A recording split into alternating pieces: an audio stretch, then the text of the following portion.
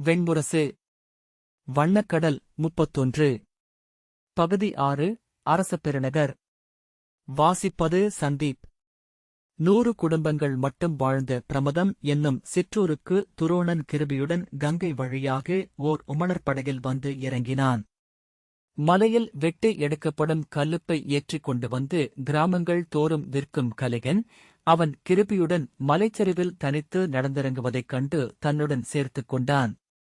தேன்மெழுகு பூசிய ஈச்சம்பாய்களால் பொதியப்பட்ட உப்புக்குவை மீது அமர்ந்து கங்கையின் பெருக்கை நோக்கியபடி ஒழுகி வந்தபோது கரையோரமாக விலகிச் சென்ற ஒவ்வொரு ஊரிலும் அவன் சற்று நேரம் வாழ்ந்து வாழ்ந்து மீண்டான்.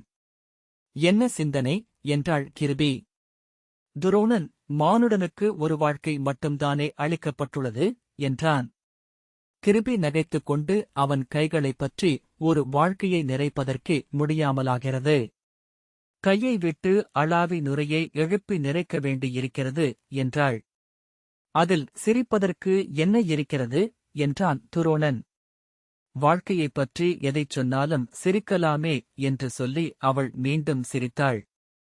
மலையிறங்கி வந்த 12 நாட்களும் அவள் பெரும்பாலும் சிரித்துக் கொண்டேதான் இருந்தாள். எதையும் சிரிப்புக்குரியதாக ஆக்கும் வல்லமை அவளுக்கிருந்தது. நாம் ஏன் ஊர்களுக்குச் செல்ல வேண்டும்? இந்தக் காட்டில் உணவும் நீரும் இருக்கிறது.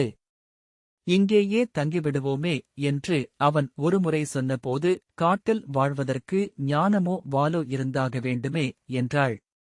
அவளுடைய சிரிப்பின் ஒளி அவனையும் சிரிக்கச் செய்தது என்றாலும் அதன் பொருளென்ன என்று அவனுக்கு உடனே புரியவில்லை. பின்னர் அச்சொற்கள் நினைவிலெழும்போது அவள் அதை முன்னரே சிந்தித்து சொற்கோத்து வைத்திருந்தாளா என்ற வியப்பை அடைந்தான். தேன்கூடுகள் கனிந்து தொங்கிய பெரிய குகை ஒன்றுக்குள் அவன் அவளுடன் இரவில் தங்கினான். தேனின் இசை என்று அவள் மேலே தொங்கிய கூடுகளை நோக்கியபடி சொன்னாள். தேன் வேண்டுமா என்று கேட்ட துரோணன் ஒரு தர்பையை எடுத்து மேலே தொங்கிய பெரிய கூட்டை நோக்கி வீசினான். தேன் துளிகள் கனிந்து சொட்டத் தொடங்கின. இரு என அவன் வெளியே சென்று பெரிய இலை ஒன்றைப் பறித்து கோட்டிக் கொண்டு வரும்போது துளிகள் நின்றுவிட்டன. தேனீக்கள் தர்பையை முற்றிலும் பொதிந்து அசைந்து கொண்டிருந்தன. கிருபி புன்னகையுடன் வெளியே சென்று ஒரு நாணல் குழாயைப் பறித்துக் கொண்டு வந்தாள். துரோணன், ஆம், அது நல்ல வழி.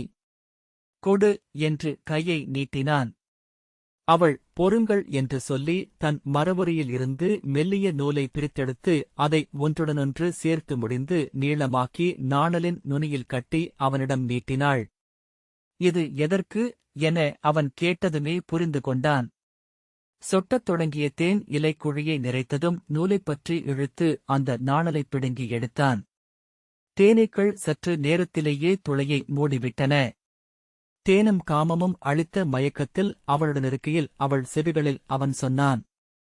முற்றிலும் நான் அறியாதவற்றால் ஆனவளாக இருக்கிறாய். அவள் சிரித்துக் கொண்டு, ஆமாம், ஆகவேதான் நான் பெண் என்றாள். நான் யார் உனக்கு? நீ அறியாதவற்றால் ஆனவனா என்றான். அவள் இல்லை என்றபோது அவன் சிறிய ஏமாற்றத்துடன் விலகிக் கொண்டான். அவள் அவன் தோளைத் தழுவியபடி, நான் ஆக முடியாதவற்றால் ஆனவர் என்றாள். சிற்றூர்கள் தோறும் இறங்கி நீராடி உணவுண்டு மீண்டும் படகிலேறி பயணம் செய்தார்கள். தொலைவில் தெரிந்த பிரமதத்தின் சிறிய துறை நோக்கி படகு சென்றபோது கிருபி கரையில் அடர்ந்திருந்த புதற்காட்டின் உள்ளிருந்து ஒரு வெண்புறவி பிடரிகொலைய இறங்கி கங்கையின் நீர் விளிம்பை அடைவதைக் கண்டாள்.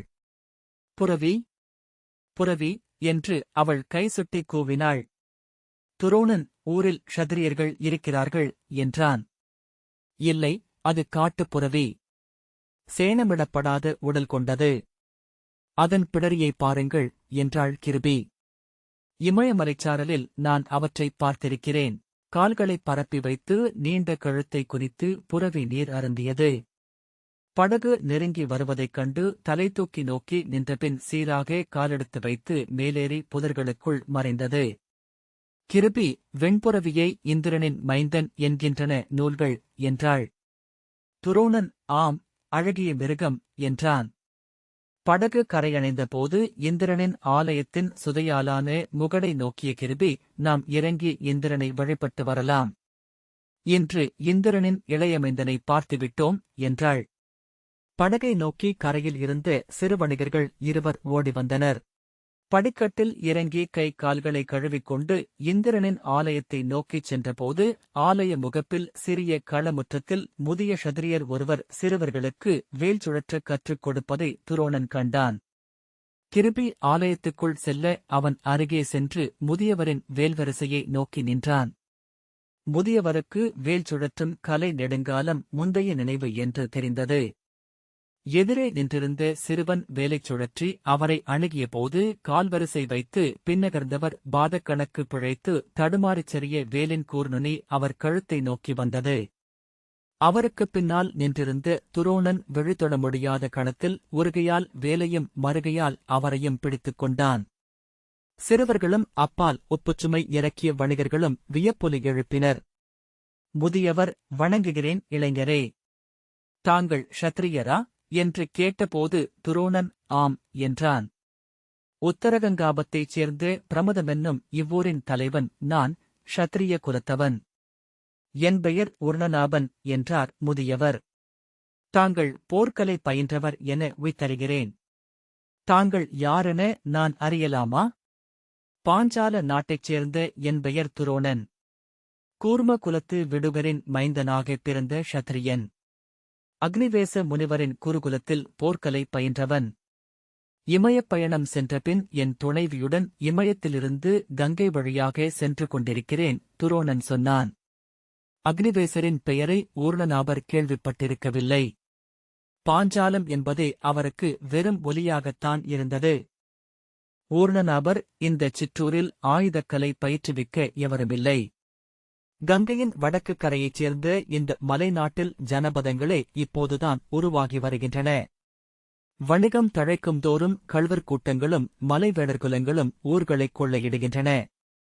ஆகவே நானே எனக்குத் தெரிந்த படைக்கலப் பயிற்சியை எங்கள் மைந்தர்களுக்கு அளிக்கிறேன் என்றார்.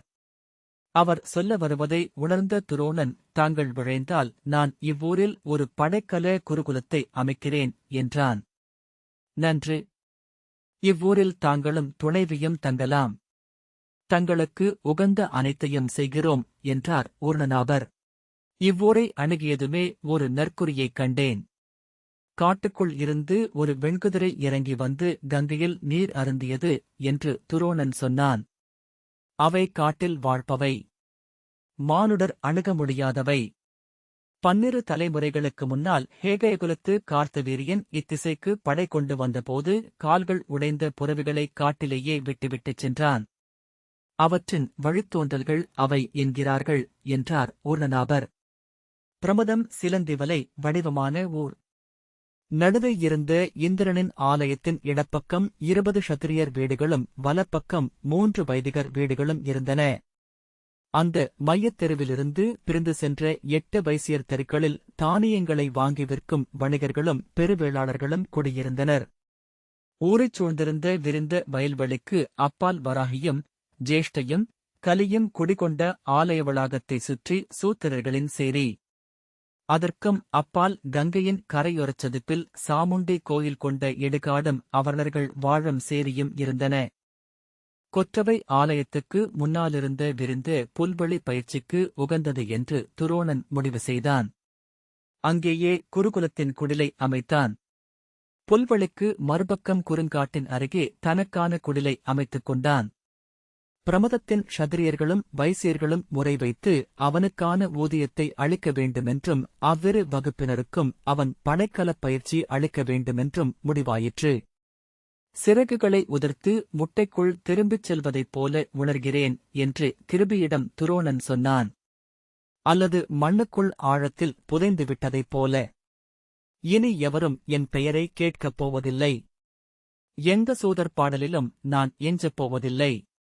எந்த வஞ்சத்தையும் நான் சுமக்க வேண்டியதுமில்லை. உண்மையில் அந்த வாழ்க்கையில் மெல்ல மெல்ல மூழ்கி தன் அடையாளங்களனைத்தையும் இழக்கத் தொடங்கினான். மாறாது ஒரே தடத்தில் செல்லும் எளிய வாழ்க்கை. அவரது குருகுலத்தில் ஒருபோதும் 15க்கு மேல் மாணவர்கள் வந்ததில்லை. அவர்களில் எவரும் அரசகுலத்தவருக்குரிய வீரமோ வேகமோ கொண்டவர்களாகவும் இருக்கவில்லை. அந்த மலை அடிவாரத்துச் சிற்றூரில் பிராமணர்களும் க்ஷத்திரியர்களும் வணிக வைசியர்களுமெல்லாம் உழவர்களாகவே இருந்தனர். அனைவருக்கும் வயல்களும் தோட்டங்களும் இருந்தன. அவற்றைத் தவிர வேறு ஆர்வங்களும் இலக்குகளும் இருக்கவில்லை. திருடர்களை எதிர்கொள்ளும் தைரியத்துக்காகவே அவர்கள் வில்லும் வேலும் கற்க வந்தனர். திருடர்களைப் பற்றிய தொலைதூரத்துச் செய்திகள் அளித்த அச்சமே அவர்களை அங்கே கொண்டு வந்தது. துரோணன் அவ்வூருக்கு வந்தபின் ஒருமுறை கூட திருடர்கள் வரவில்லை. மாணவர்களுக்கு அதிகாலையில் சற்று ஆயுதப் பயிற்சி அளித்துவிட்டு வெயிலேறத் தொடங்கும்போது திரும்பி வருவான். அருகே காட்டுக்குள் சென்று விறகும் கிழங்குகளும் சேர்த்துக் கொண்டு வந்த பின் மதிய உணவு. மாலையில் துயிலெழுந்து கொற்றவை ஆலயத்துக்குச் சென்று மாணவர்களுக்கு அந்திவரை சுவாத்தியாயம் செய்விப்பான். மாறாத வாழ்க்கை மெல்ல மெல்ல உள்ளத்தை அமைதியுறச் செய்கிறது என்பதை அறிந்தான். அங்கு வந்த தொடக்க நாட்களில் எண்ணங்கள் அலையெடுத்துக் கொண்டுதான் இருந்தன. எப்போதாவது ஒருமுறை இரவின் தனிமையில் கொதிக்கும் நீர் மூடியைத் தூக்கி ஆவியுமிழ்வது போல அகம் பொங்கி எழும். இரவெல்லாம் முற்றத்திலும் புல்வெளியிலும் உலவுவான். மறுநாள் ஒளிவெளியும் போது அகமும் அடங்கியிருக்கும். பின்னர் அதெல்லாமே பழைய நினைவுகளாக மாறின. என்றாவது பழைய துரோணனை நினைத்துக் கொண்டால் அத்தனை தொலைவுக்கு விலகி வந்திருப்பதை எண்ணி வியந்து புன்னகை புரிந்து கொள்வான். அவர்கள் அங்கு வந்து 10 ஆண்டுகள் கழித்துத்தான் கிருபி கருவுற்றாள். தொடக்க வருடங்களில் ஒவ்வொரு மாதமும் உள்ளம் துள்ள எதிர்பார்த்து பின்பு கலைந்து கண்ணீருடன் அமர்ந்து கொள்வாள். என் அகவிழைவை மூதாதையர் அறிந்திருக்கின்றனர். பிராமணனும் அல்லாத ஷத்ரியனும் அல்லாத ஒரு குலம் தோன்றுவதை அவர்கள் விரும்பவில்லை என்று துரோணன் சொன்னான். கசப்புடன் நகைத்து கோவேறு கழுதைகளுக்கு குட்டிகள் பிறப்பதில்லை என்றான். கிருபி தன் முழங்காலில் தலை புதைத்து உடல் குலுங்கி அழுதாள். புத் எனும் நரகத்தில் விழாமலிருப்பது மிக எளிது. நம் முதிய வயதில் இளைய சீடன் ஒருவனை மைந்தனாக தத்தெடுப்போம். ஒருகைப்பிடி நீரை இறைக்க அவன் போதும் நமக்கு என்றான். காத்திருந்த காலங்கள் மெல்ல பின்வாங்கிய போது கிருபி அந்த துயரிலிருந்து விடுபட்டாள். எப்போதாவது முறைதவறி வரும் சூதகத்தை அவளை வியப்புடன் நோக்கத் தொடங்கினாள். மைந்தனைப் பற்றிய பேச்சை அவள் முற்றிலும் விட்டுவிட்டதை துரோணன் நெடுநாட்கள் கழித்தே கண்டு கொண்டான். ஆனால் அதன் பின் அவள் மாறத் தொடங்கினாள். அவள் முகத்தின் புன்னகை முழுமையாகவே மறைந்தது. அவள் உடல் கொன்றை நெற்று போல வற்றி உலர்ந்தது. அவள் கன்னங்கள் ஒட்டிக் குழவிழுந்து கண்கள் ஒளியிழந்தன. சொற்கள் அடங்கி அவள் ஒவ்வொரு கதவையாக மூடி தனக்குள்ளேயே சென்று ஒடுங்கிக் கொண்டாள். அவள் தனித்திருக்கையில் தொலைவில் நின்று நோக்கிய துரோணன் கந்தகம் பூசப்பட்ட அம்புதைத்த வலியை நெஞ்சில் அறிந்தான். எப்போதாவது கனவில் இளஞ்சிவப்பு எரிகள் தெரிய, கண்கள் ஒளிர, அவள் நகைப்பதைக் கண்டால் எழுந்தமர்ந்து விடியும் வரை இருளை நோக்கிக் கொண்டிருந்தான். அவளுக்கு மாபெரும் அநீதியொன்றை அவன் இழைத்துவிட்டதாக உணர்ந்தான். அவளை அவன் கடிந்து கொண்டதில்லை. அவளுடைய விருப்பங்களை மீறியதில்லை. அவளுக்கு முன் தன் அன்பை முழுமையாகவே திறந்து வைத்திருந்தான். ஆனால் மனம் புரிந்து கொண்டதனாலேயே கணவர்கள் மனைவியருக்கு ஏதோ ஒரு அநீதியை இழைத்து விடுகிறார்களா என்ன? அவனால் அவள் விழிகளை பார்த்து பேச முடியாமலாயிற்று. எப்போதோ ஒருமுறை அவள் விழிகளை அவன் விழிகள் சந்தித்த போது ஏற்பட்ட திடுக்கிடலுக்குப் பின்புதான் அவள் விழிகளை சந்திப்பது நெடுங்காலம் முன்னரே நின்றுவிட்டதை உணர்ந்தான். மாறாத வாழ்வொழுங்குதான் அனைத்தையும் சீரமைத்து கங்கை போல இழுத்துச் சென்று கொண்டிருந்தது. அதே கங்கை பாதை, அதே கொற்றவை ஆலயம், அதே புல்வெளி, அதே பயிற்சிக்களம். ஒவ்வொன்றும் மாறாமலிருந்தது. மறுநாள் காலையில் எழுந்து கொள்ளும்போது அவை அங்கே அப்படியே இருக்குமென்பதே வாழ்க்கையின் ஒரே பிடிமானம் என்று தோன்றியது. சித்திரை 12ஆம் நிலவு நாளில் நூல்கல்வி முடித்து மாணவர்கள் சென்ற பின்னர் அவன் கொற்றவை ஆலயத்தின் முன்னாலிருந்த கல்பீடத்தில் அமர்ந்து சற்றே தேய்ந்திருந்த நிலவு ஒளிவிட்ட மேகமற்ற வானை நோக்கிக் கொண்டிருந்தான். வலப்பக்கம் செவ்வரளி மாலை அணிவிக்கப்பட்ட கொற்றவை சிலை சிறிய கோயிலுக்குள் அகல்சுடர் ஒளியில் விழித்த வெள்ளைக் கண்களுடன் அமர்ந்திருந்தது. அருகே எவருமில்லாத போது சிலைகளுக்கு இருப்பை உணர்த்தும் ஆற்றல் வந்துவிடுகின்றது. காற்று வீச வீச உள்ளம் எடையிழந்தபடியே வருவதாகத் தோன்றியது. தன்னுள் இனிமையான இருப்புணர்வு ஒன்று எழுந்து பரவுவதை உணர்ந்தான். அதற்குக் காரணம் காற்றில் பரவி வந்த கொன்றை மலர்களின் மணமா என்று எண்ணிக்கொண்டான். பரத்வாஜ குருகுலத்துக்குப் பின்னால் கங்கைக்கரை மேட்டில் மாபெரும் கொன்றை ஒன்று கிளை தழைத்து படர்ந்து நின்றிருந்தது. அணில் ஒன்றைத் தொடர்ந்து நாணல் காட்டுக்குள் நுழைந்து ஓடிய துரோணன் அப்பால் பொன்னாலான கூரையிட்ட வீடு போல நின்றிருந்த முழுக்கப் பூத்த கொன்றையைக் கண்டு விழிமலர்ந்து அகமிழந்தான். அவனை அறியாமலேயே கொன்றையை நோக்கிச் சென்றான். பொன்னிறமான கம்பளம் போல கீழே மலர்கள் உதிர்ந்து பரவிக் கிடந்தன. மலர் போல, அரக்கு போல, ஊன் போன்ற வாசனை எழுந்து மூக்கை நிறைத்து தலையை கனக்கச் செய்தது. அப்போது தொலைவில் எங்கோ அவன் பெயரைச் சொல்லி விடுகர் அழைப்பதைக் கேட்டான். துரோணரே, இளையவரே! அக்குரல் அவனைச் சூழ்ந்து சென்றபோதுங்கூட அது தன்னை அழைக்கிறது என அவன் அறியவில்லை. பொற்கம்பளத்திலிருந்து அவன் காலடியெதிர்வில் ரீங்கரிக்கும் மலர்கள் எழுந்து பறந்தன. காற்றிலாடிய கிளைகளில் இருந்து பொன்னிற மலர்கள் மெல்ல உதிர்ந்து ஓசையின்றி மண்ணைத் தொட்டன. நாணல்கள் அவனை மறைத்திருந்தமையால் விடுகர் அவனைக் காணவில்லை. திடீரென்று எழுந்த நினைப்பில் அவர் துரோணா, மைந்தா என வீறிட்டு மார்பில் அறைந்தபடி கங்கையை நோக்கி ஓடினார். கங்கைக்கரை சதுப்பை நோக்கியபடி கதறிக்கொண்டே ஓடித் திரும்பிய போதுதான் அவனைக் கண்டார். இரு கைகளையும் நீட்டியபடி ஓடிவந்து அவனை அள்ளி எடுத்து தன்னுடன் இறுக அணைத்துக் கொண்டார். வியர்த்த தேமலில் இருந்து எழும் பாசிமணம் அவனைச் சூழ்ந்தது. கலங்கி வரும் கங்கையின் நீர் போல. அவன் முகம் தூக்கி நோக்கியபோது கண்ட நீர் நிறைந்த அவரது விழிகளை மீண்டும் மீண்டும் வாழ்நாளெல்லாம் கண்டான். எழுந்து நடந்தபோது விடுகரின் நினைவு துரோணனுக்குள் நிறைந்திருந்தது. பரத்வாஜ தவச்சாலையில் அதிகாலையில் அவர் உயிர் துறந்த செய்தி அக்னிவேசரின் குருகுலத்தில் இருந்து துரோணனை வந்தடைந்து அன்று கங்கையில் இறங்கி அவருக்காக நீர் இறைத்து தர்ப்பணம் செய்தான். அன்றிரவு அவரை நினைத்துக் கொண்டு தன் குடிலில் படுத்திருக்கையில் சூழ்ந்திருந்த இருளுக்குள் மனம் விம்மி ஒரு துளி கண்ணீர் சிந்தினான். அன்று முதல் ஒவ்வொரு நாளும் காலையில் விடுகரை நினைத்துக் கொண்டு ஒரு கைப்பிடி நீர் இறைப்பது அவன் வழக்கம். புல்வெளிக்கு அப்பால் ஒரு வெண்ணிற அசைவைக் கண்டு துரோணன் நின்றான். வெண்ணிற குதிரை ஒன்று குறுங்காட்டின் புதர்க்கூட்டத்தின் உள்ளிருந்து மெல்ல கால்களை எடுத்து வைத்து புல்வெளி நோக்கி வந்தது. பலமுறை குதிரைகளை காட்டில் கண்டிருந்தாலும் வெண்ணிறமான குதிரையை மீண்டும் பார்க்கவே முடிந்ததில்லை. தன்னைக் கண்டு அது அஞ்சிவிடக்கூடாதென்பதற்காக அசையாமல் நின்றான். மறு எல்லையில் நின்ற குதிரையும் தலை தூக்கி அவனை நோக்கியது. பின்னர் குனிந்து புல்வெளியை முகர்ந்தது. காலடி எடுத்து வைத்து புல்வெளியின் மேல் நடந்து வந்தது. துரோணன் புல்வெளியில் நடந்து சென்றபோது குதிரை தாமிரத்தகடு அதிர்வது போல கனைத்தது.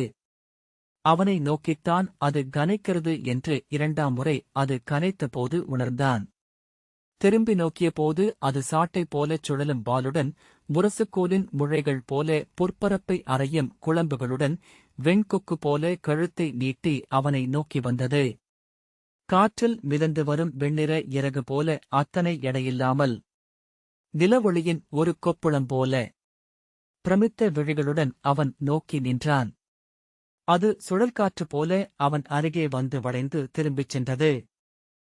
ஆண்குதிரைக் குட்டி 1 வயது கூட ஆகியிருக்காது. அதன் பிடரிமயிர் கனக்கத் தொடங்கவில்லை. அங்கே வந்து முதல் நாளில் கண்ட வெண்குதிரையின் மைந்தனாக இருக்கலாம். அல்லது அதுவேதானோ? வெவ்வேறு உடல்கள் வழியாக கடந்து செல்லும் அஸ்வதேவன். தொலைவில் நீரில் எழுந்தமிழும் வெள்ளிமீன் என அது துள்ளிக் குதித்துக் கொண்டிருப்பதைப் பார்த்தபின் தன் இல்லத்துக்குச் சென்றான். கையில் அகல் விளக்குடன் கதவுப் படலை திறந்த கிருபி அவன் உள்ளே வருவதற்காக விலகி வழிவிட்டு நின்றாள். தொட்டி நீரில் கை கால்களை கழுவி உள்ளே நுழையும்போது சுடர் பிரதிபலித்து அவளுடைய விழிகளை அவன் சந்தித்தான். நான் இன்று அந்த வெண்குதிரையைக் கண்டேன் என்றான். அஸ்வத்தாமனே கருவுற்றிருக்கும் செய்தியை கிருபி அவனிடம் சொன்ன அன்றுதான் வாழ்க்கையில் முதல் முறையாக உவகை என்னும் சொல்லின் பொருளை அறிந்தான். இதுதான் மகிழ்ச்சியா? இதைத் தேடியா மானுடர் இத்தனை நாள் ஓடுகிறார்கள் என்று வியந்து கொண்டான். ஆம், இதற்காக எதையும் செய்யலாம். இதற்காக பொறாமை கொள்ளலாம். வஞ்சகமும் செய்யலாம். மானுடனாக வாழ்வதில் இத்தனை இனிமை இருக்கையில் ஏன் நினைவறிந்த நாள் முதல் மனம் சுளித்தபடியே வாழ்ந்தேன்? காற்றுக்கு எதிர்த்து நின்று முறுக்கிக் கொண்ட மரம் போன்றவன் நான். என்னை தொலைவில் காண்பவர்கள் கூட என்னிலிருக்கும் அந்த முறுக்கத்தைக் கண்டுகொள்வார்கள். இதோ என் அகம் புரிய விழ்கிறது. இதோ கூட்டின் விளிம்புக்கு வந்து பூங்குஞ்சு தயங்கி சிறகடித்து காற்றிலெழுகிறது. மீண்டும் வாழ்க்கை தொடங்கியது. புதிய கிருபி பழைய உடலின் மட்கிய சுள்ளிகளில் இருந்து பசுந்தளிரென முளைத்தெழுந்தாள். குலத்தாலும் தன்னறிவாலும் கல்வியாலும் பெற்றவை அனைத்தையும் உதறிவிட்டு அச்சமும் பேதைமையும் கொண்டவளாக ஆனாள். பேதைச் சிறுமியாக ஒரு கணமும் 100 பெற்று மூதன்னையாக மறுகணமும் தோன்றினாள். அவளுடைய நாக்கு 100 மடங்கு சுவைத்தேட்டம் கொண்டது. அனைத்தையும் உண்டுவிட விரும்புபவள் போல நாக்கைச் சுழற்றிக் கொண்டாள். முலை கொடுக்கும் குழந்தையின் முகம் பெற்றாள். அவளுடைய சின்னஞ்சிறு அச்சங்கள் நீர்ப்பாசிப் படலமென படர்ந்து அலையடிக்கும் ஐயங்கள் அவனை ஆண்மகனாக்கின. தன் புயங்களால் அவளை அணைத்துக் கொள்கையில் அவை இரும்பாலான வேலிச் சுற்றுகளாக ஆவதைக் கண்டான். கிருபி குதிரைகளையே கனவு கண்டாள். இங்கே என் மைந்தன் பிறப்பான் என்பதை என் அகம் அறிந்திருந்தது. ஆகவேதான் இவ்வூரில் இறங்கச் சொன்னேன் என்று அவன் தோளில் சாய்ந்தபடி சொன்னாள். நான் பிறந்ததும் உங்களைக் கைப்பிடித்ததும் எல்லாம் அவன் வருகைக்காகத்தான் என்று உணர்கிறேன். ஆனால் அவ்வெண்ணங்களின் எழுச்சியிலிருந்து விரைவிலேயே செறிந்திறங்குவாள். அப்படியென்றால் என்னை ஏன் இத்தனை நாள் காக்க வைத்தான்? ஏன் என்னை இவ்வெல்லை வரை கொண்டு வந்தான்? அத்தனை குரூரமானவனா அவன்? அவனையா நான் சுமந்து கொண்டிருக்கிறேன் என தன் வயிற்றை ஓங்கி அறையத் தொடங்குவாள். அவள் கைகளைப் பிடித்து முறுக்கி சுவரோடு சேர்த்து அழுத்திப் பற்றியபடி நில், நில், என்ன செய்கிறாய் என்று அவன் கூவுவான். அவள் உடைந்து அவன் மேல் சரிந்து கதறி அழத் தொடங்குவாள். அஸ்வத்தாமன் பிறந்தபோது குடிலுக்கு அப்பால் குறுங்காட்டுக்குள் குதிரை ஒன்று கனைத்தபடி கனத்த குழம்புகள் அறைய ஓடிய ஒலி எழுந்தது. குடிலுக்குள் இருந்து எழுந்த குழந்தையின் அழுகையும் குதிரைக் கனைப்பு போலிருப்பதாக அவனுக்குத் தோன்றியது. தூணருகே நின்றிருந்தவன் கால்கள் தளர திண்ணையில் அமர்ந்து கொண்டான். குழந்தை வீறிட்டுக் கொண்டே இருந்தது. தொலைவில் விலகிச் செல்லும் குதிரையின் கனைப்பு ஒலித்தது. அந்த வெண்குதிரைதான் அது என அவன் நினைத்துக் கொண்டான். ஒவ்வொரு நாளும் அதை விழிகள் தேடிக்கொண்டே இருந்த போதிலும் கூட பிறகு அதை அவன் காணவே இல்லை. அதனாலேயே அந்த இரவில் அவன் கண்ட காட்சி ஒரு கனவென அவனுள் நிலைத்துவிட்டது. வயற்றாட்டிகளில் முதியவள் துடைத்து குழந்தையை மரவொரியில் சுற்றி எடுத்து வந்து அவனிடம் காட்டினாள். அகழ்ந்தெடுத்த இன்கிழங்கு போல சிவந்த சிற்றுடல். அவன் தன் அன்னையின் சாயல் கொண்டிருக்கிறான் என்றாள் வயற்றாட்டி. குனிந்து மைந்தனை பார்த்தபோது அவன் தன் அகத்தை அறிந்த கணம் முதல் தன்னுள் ஓடிய சொற்பெருக்கு முற்றிலும் நின்றுவிட்ட பேரனுபவத்தை அடைந்தான். தொடலாமா என்று அழைத்த குரலில் கேட்டான். தங்கள் மைந்தன் வீரரே, இவன் நீங்களேதான். கள்ளிச்செடியில் கிளை எழுவது போல உங்களில் எழுந்தவன் என்றாள் வயற்றாட்டி நகைத்தபடி. அச்சொற்கள் அவனை மெய்சிலிருக்கச் செய்தன. இது நான். சின்னஞ்சிறியவனாக, புத்தம்புதியவனாக அனைத்தையும் மீண்டும் தொடங்க முடியும். விட்டுச் சென்றவற்றை எல்லாம் அள்ளிவிட முடியும். பெற்றுக்கொள்ளுங்கள் வீரரே என்று அவள் மீண்டும் நீட்டினாள். கைகளால் அவனைத் தொட முடியுமென்றே அவனால் எண்ண முடியவில்லை. கைகள் நடுநடுங்கின. பெற்றுக்கொள்ளுங்கள் என்றாள் வயற்றாட்டி. வேண்டாம், கீழே போட்டுவிடுவேன் என்றான். போடமாட்டீர்கள். அத்தனை தந்தையரும் கை நடுங்குகிறார்கள். எந்தத் தந்தையும் கீழே போட்டதில்லை என்று அவள் சிரித்தாள். மைந்தனை கையில் வாங்கிக் கொண்டு நடுங்குகிறான் என்றான். கருவறையின் வெம்மையை விட்டு வந்த குழந்தை நடுங்கும் என்றாள். குழந்தை விரிந்த இரு சிறு கைகளும் வளைந்த கால்களும் அதர திடுக்கிட்டபடியே இருந்தது. மென்மையாக சுருட்டப்பட்ட கைமுட்டிகள், சிவந்த இதழ்கள் போன்ற அடிப்பாதங்கள், அல்லிகள் போன்ற விரல்கள், ஒரு மென்குருத்து. மைந்தனின் உடல்மேல் தன் கண்ணீர் துளிகள் சொட்டுவதைக் கண்டான். உதடுகளை மடித்து அழுத்தி விம்மலை அடக்கியபடி கழுத்து ஆதர குழந்தையை தன் முகத்துடன் சேர்த்துக் கொண்டு அஸ்வத்தாமா, அஸ்வத்தாமா என்றான். வயற்றாட்டி நகைத்தபடி அஸ்வத்தாமனா மைந்தனின் பெயர்? என்ன பொருள் அதற்கு என்றாள். குதிரைக் குரல் கொண்டவன், குதிரைகளை ஆள்பவன் என்றான் துரோணன். அவள் அவனிடமிருந்து குழந்தையை வாங்கி உள்ளே கொண்டு சென்றாள். அவன் தன் கைகளை முகர்ந்தான். அவற்றில் மைந்தனின் வாசம் எஞ்சியிருந்தது. கருமணம், விதைகளின் மணம். அஸ்வத்தாமன் அஸ்வத்தாமன் என்று தன் அகம் ஓடிக்கொண்டிருப்பதை உணர்ந்து புன்னகைத்துக் கொண்டான். இனி தன் வாழ்க்கையில் பிறிதொரு ஆப்த மந்திரம் இல்லை என்று அப்போது அறிந்தான். மைந்தன் பிறந்த செய்தியைச் சொல்ல துரோணன் ஊருக்குள் சென்றபோது இந்திரனின் ஆலய முகப்பில் நரைத்த சிறு குடுமியும் பொற்குண்டலங்களும் பொன்னூல் பின்னிய பட்டுச்சால்வையுமாக அமர்ந்திருந்த முதிய கணிகரைக் கண்டான். அவர் வந்த உப்புப்படகிலிருந்து மூட்டைகள் இறங்கிக் கொண்டிருந்தன. அவர் தன் கையிலிருந்த சுவடிகளை நோக்கி இந்திரன் ஆலயத்து முகமண்டபத் தரையில் 12 திகரிக்களம் வரைந்து கூழாங்கற்களைப் பரப்பி ஏதோ கணித்துக் கொண்டிருந்தார். துரோணன் அவர் அருகே சென்று வணங்கி, கணிகரே, விடுகரின் மைந்தனும் க்ஷத்திரியனுமாகிய எனக்கு மைந்தன் பிறந்திருக்கிறான். தாங்கள் அவன் பிறவி நூலை கணித்தருள வேண்டும். என் மைந்தனின் பிறவியை கணிப்பதற்காகவே தாங்கள் வந்தீர்கள் என்றே நினைக்கிறேன் என்றான். அவர் மெல்லிய திகைப்புடன் இன்றா என்றார். ஆம், இன்று காலை முதற்சாமத்தில் என்றான் துரோணன்.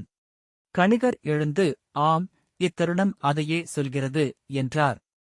அஸ்வத்தாமனின் பிறவி நேரத்தையும் அத்தருணத்தின் குறிகளையும் விரிவாக ஏட்டில் பொறித்தபின் ஒவ்வொன்றுக்கும் ஒரு முத்திரையிட்டு அவற்றை 12 களத்திகரியில் அமைத்து கூழாங்கற்களை மாற்றி மாற்றி உருட்டி தருணமும் நெறியும் நோக்கிய கணிகர் நிமிர்ந்து, வீரரே, நீர் எவரென அறியேன்.